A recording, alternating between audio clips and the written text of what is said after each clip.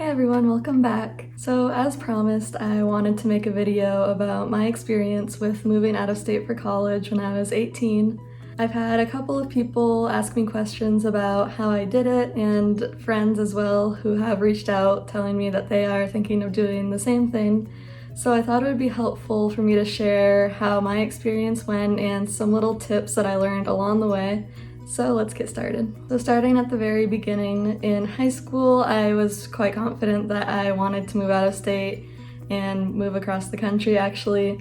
I only applied to schools in California and Arizona. I'm gonna be completely honest, when I talked to my guidance counselor about this, they honestly weren't the most supportive. I don't think that was necessarily intentional, but honestly, I think they were just so used to people staying in-state and being familiar with the in-state application system that when I told them I was thinking of applying to University of Arizona, it was really surprising to them and they weren't really sure how they could help. So just be keeping that in mind and don't let it dissuade you. The second thing is I highly recommend visiting the schools you're thinking of applying to. If you're not able to do so before applying, then definitely before you accept. Not to say that if you don't make a visit before moving there that you're not going to like it or you're totally doomed or anything like that. It's great to take risks and all, but I do think this is such a huge life decision and such a huge move for most people that it's such a gamble as far as if you're going to like it or not.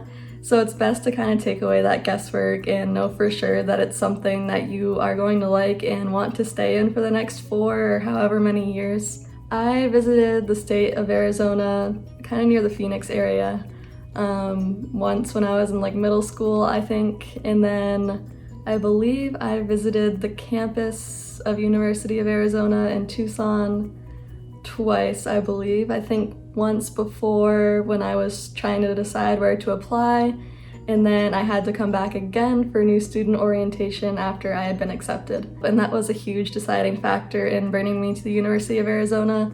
I absolutely fell in love with the campus as soon as I took a tour. While my experience was that I loved this campus, you'll also probably visit some that you thought you would love based on what you saw online or in books, but then you get there and realize it really isn't a good fit for you. So definitely it would be best to make that mistake before you move across the country or wherever and then realize you don't like it. I also should mention that I think it's really important to do your research, whether that means about the weather, the population, what there is to do. Just as a personal example, I came to Arizona thinking it was sunny all the time and warm all the time, which is very different from where I grew up, where it snowed quite a bit.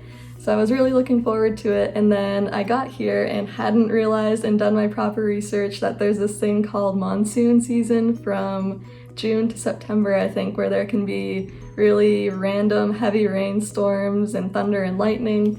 Of course, the first year that I came here was like the worst monsoon season I've seen yet. I just remember being really frustrated with that, and I wished I had done more research on that. The third one is after making a decision about what school you'll be attending and where you'll be moving to, weigh your living situation options very carefully. I say weigh your decisions carefully because I found that your living situation makes a huge difference, especially in that first year getting adjusted to being in a new area.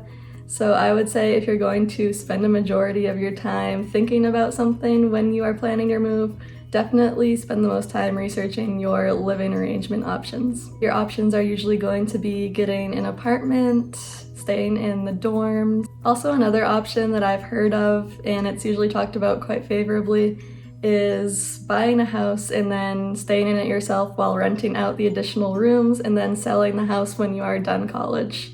I lived in the dorms my first year with 3 other people, and if I had to do it over again, I would not have lived in the dorms, to be honest. It was a good experience to have, but honestly, I'm the type of person that needs to be alone to recharge, and with 3 roommates, I was never alone, so I just got really run down, tired. I was sick all the time just from being around people constantly. And honestly, I think that made a huge difference in me adjusting to the school. The next thing to consider would be, are you bringing a car to campus or not? A few of the colleges that I looked at in undergrad actually didn't allow first-year students to have a car of their own on campus.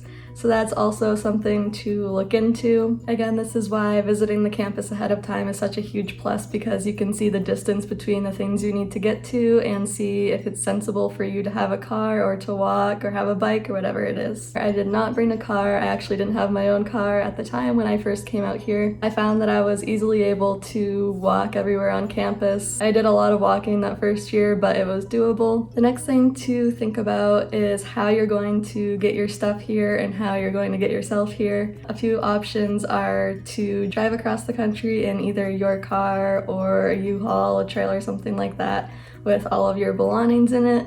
You can also travel here yourself and then buy everything here, or you can also fly and have your things shipped to you. It all really depends on your situation and what makes the most sense for you. So what I did is I flew here and I packed like the essentials, like a week's worth of clothes and stuff that I would need in my suitcase. And then I shipped the rest via UPS. So I got those little plastic totes. Actually not little, they're kind of big. I got those plastic totes and I think I sent 3 of them via UPS, like 2 with the rest of my clothes in it and then 1 with things that I just wanted to bring. And then when my dad came out later on, he brought his own vehicle and a trailer full of stuff.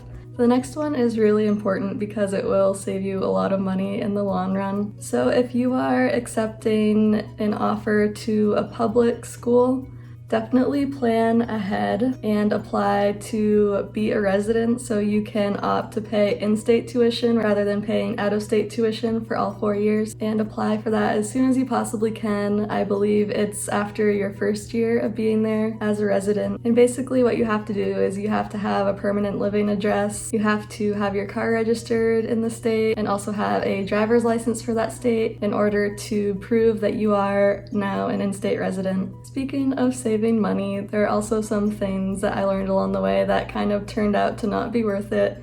One of them being the meal plans that they offer at colleges. I know a lot of them offer like differing levels. There's usually like 3 different levels of meal plans you can choose from, where it all goes on one card and then you can just buy food as you go along. Honestly, in my opinion, that turned out to be kind of a scam. And what they don't tell you a lot of the time is that if you don't spend all of the money that you put on there, you don't get it back. So I would just recommend doing the commuter plan or just paying as you go along so you can kind of keep track. Again, everyone's situation is different. I would imagine like if you had siblings going to the same school or something like that, that it might pay off. But if it's just yourself, I wouldn't do that. And the second thing I learned is if you are an undergrad, I would recommend waiting as long as possible to buy your books. I made the mistake of getting all of the books on my book list as soon as I got it, and then realizing that I never cracked half the books open, to be honest. Most schools do advertise that they do like a buyback program, but again, a huge scam. I remember paying like $200 for a textbook once and then bringing it to the buyback tent at the end of the year, and they offered me $5 for it. And again, that was a book that I hardly ever used. So I would say wait until the last possible minute if you can to purchase the books, because it will save you a lot of money. I can't even tell you how many books I bought that I didn't end up using. However, I will say if you are planning on going on, or there's a book that would be really beneficial to your job, then it would pay off to buy it and keep it. For example, like if you're going into psychology, it might be beneficial to purchase the abnormal psychology book and just have it around. But other than that, I would say wait. I think this is different for grad school. In grad school, I would buy the books that they recommend. They're usually a little more upfront about which books you need in grad school or which are recommended, which are required. But I would buy them because most of the time the books are going to be something that you can use in the long term, so it definitely pays off to buy them. Next one I would say is be prepared ahead of time to be homesick. Not everyone experiences this, but a lot do. I did experience homesickness, not necessarily for the place that I was from, but I was homesick for just being familiar with everything. I also should say I have grandparents that live about an hour or so away from me, so that also was really helpful for the times that I would get really homesick. They could come and visit me, or I could stay at their house for a weekend or something. And I know it can be so difficult to get through it if you find that the homesickness is just too much to bear.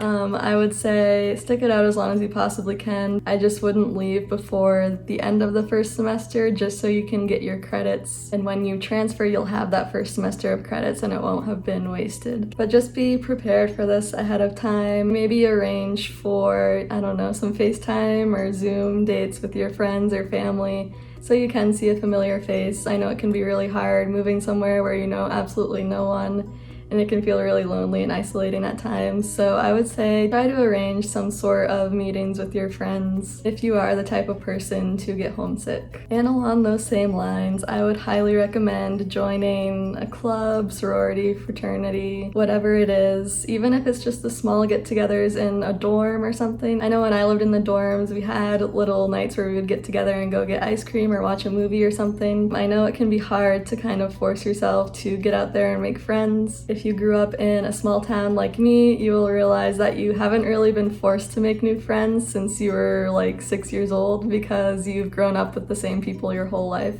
So I would just say to be prepared to do that and to kind of push yourself out of your comfort zone so you can get to know more people. Looking back, I definitely wish I had got more involved on campus and been a little more outgoing. I think I've definitely come out of my shell just naturally, having new experiences here and just growing older, and counseling school will do that to you. But I really wish I had joined a club of some sort or a sorority, whatever. I think it would have given me a lot more friendships and a lot more connections. So like I mentioned, I lived in the dorms for my first year, but I was only here alone for my first semester, if that makes sense. So in December, the end of my first semester, my dad actually moved out here, and my boyfriend Logan moved out about a month before that. So after the first semester, I wasn't completely alone. After my dad moved here, I was able to live with him and then commute to school, which I find a lot better for me personally. All in all, if I had to do it all over again, based on myself and what my dad has told me he wishes he did, I think it would have been best for us to all move here in like June or whatever and live together in a house from the get-go. And then I would commute to campus. I don't mind the commute at all. Actually, I find it pretty enjoyable most days. And I think it just would have alleviated a lot of the headache of flying here and shipping my stuff and then waiting for the other stuff to get here and my dad got here. It could just all come with us at once. I think that would have been the way to go for me personally. But again, like I've been saying, everyone's situation is different. I just wanted to throw all of your options out there so you're aware of them. But that is it for my list of things that I learned along the way and wish I would have known. I hope sharing my experience with you was helpful. If there's something that I missed or something you're just curious about, please feel free to ask me. But thank you all so much for watching, and I will see you in the next video.